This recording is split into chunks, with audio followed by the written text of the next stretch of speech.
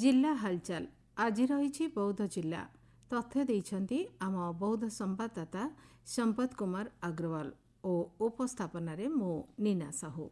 सरकारଙ୍କ उद्यम क्रमे बौद्ध जिले में एवं मांडिया चाष प्रति चाषी मान आग्रह वृद्धि पाइबारे लागिछि।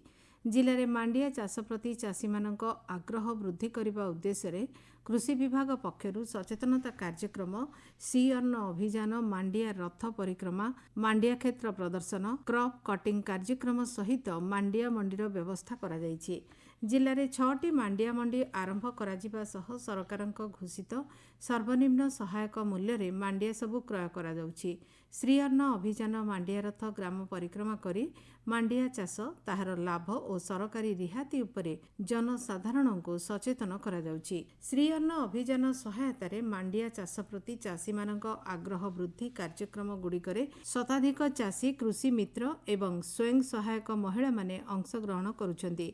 जिले में चलिथिबा श्री अन्न अभियान मांडिया चाष संपर्क में जिला संयोजक जितेन्द्र कार्जी कहिछन्ति। श्री अन्न अभियान ओडिशा सरकार कृषि और कृषक सशक्तिकरण विभाग एक अग्रणी कार्यक्रम। यही अभियान क्षुद्र शस्य को गुरुत्व देवा सह उत्तम स्वास्थ्य एवं क्षुद्र चाषी निमंते अणजलसेचित जमी चाष करने निमंते प्रोत्साहित करा जाउछि। मांडिया जातीय फसल चाष करने निमंते सरकार तरफ श्री अन्न अभियान माध्यम चाषी मान क्रमागत 5 वर्ष पर्यंत सर्वमुठ 24,500 टंका प्रोत्साहन राशि दि जाउछि। तत्सहित समाजर यही विलुप्त प्राय शस्य को पुनरुद्धार करने निमंते मांडिया जातीय चाषर खाद्यर प्रचार निमंते मिलेट टिफिन सेंटर एवं विभिन्न उद्योग गुड़ाक खोल जाइए। तत्सहित मांडिया अमल करने पर यार बिक्री बट्टा निमंते मांडिया मंडी व्यवस्था करा जाए। एणु समस्त चाषी भाई मान अनुरोध, मांडिया चाषी भाई भणी मैंने समस्त निज निजर मांडिया मंडी को आने और बिक्री करेंगे। यार सविशेष तथ्य जाना निमंते निकटस्थ कृषि विभाग कार्यालय और श्री अन्न अभियान रे कार्य करुवा स्वेच्छासेवी अनुष्ठान को जोगाजोग करेंगे। सरकारଙ୍କ योजना प्रकार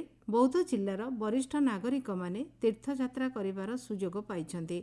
बौद्ध जिल्लारू 55 जन तीर्थयात्री ट्रेन जोगे शिरडी और नासिक तीर्थयात्रा करिछन्ति। बौद्ध जिल्लापालଙ୍କ कार्यालय परिसररू बाहरिथिबा वरिष्ठ नागरिक तीर्थयात्रा बसर शुभारंभ करथिले बौद्ध विधायक तथा सरकारी दलर मुख्य सचेतक सरोज कुमार प्रधान एवं कंटामाल विधायक कंटाई चरण डांगो। जिल्लार 55 जन तीर्थयात्री को शुभेच्छा जणाइथिले। फेब्रुआरी 2 तारिख रे एमाने समस्ते शिरडी नासिक रु बौद्ध को प्रत्यावर्तन करिवे। बौद्ध जिल्लार कोण अनुकोण रे पालित होईछि साधारणतंत्र दिवस। महापुरुष मानक प्रतिमूर्ति फटोरे माल्यार्पण सह श्रद्धांजलि प्रदान करा जायछि। सरकारी अनुष्ठान, बेसरकारी अनुष्ठान, सामाजिक संगठन, स्कूल, कॉलेज सहित राजनैतिक दलगुड़िक पक्षरु साधारणतंत्र दिवस पालन अवसर रे त्रिरंगा उत्तोलन करा जायछि और एहा सहित आयोजित होइथिला विभिन्न कार्यक्रम।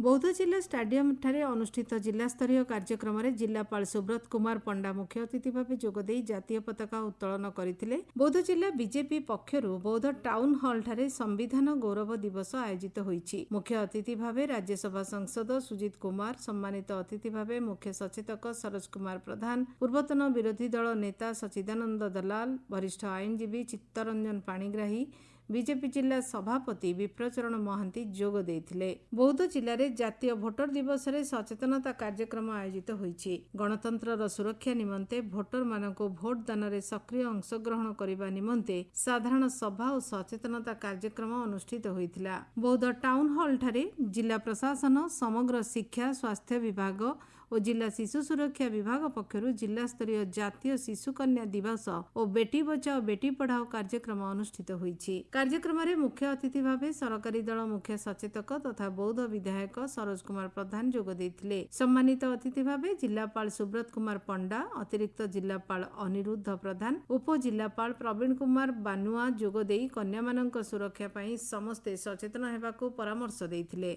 बौद्ध जिला पई जातीय कृषि और ग्राम्य विकास बैंक नाबार्ड पक्षरु आगामी 2025-26 वर्ष पई प्रस्तुत ऋण कल्याण पई एक क्रेडिट प्लान घोषणा करा जायछि। नाबार्ड डीडीएम सत्यस्वरूप विदांतଙ୍କ अध्यक्षतार अनुष्ठित कार्यक्रम रे जिलापाल मुख्य अतिथि भावे जोग देई क्रेडिट प्लान पुस्तिका उन्मोचन करथिले। जिला हालचाल आज पई एतिकी। आसंता काली जिला हालचाल रे सुनिबे कटक जिला संपर्क रे।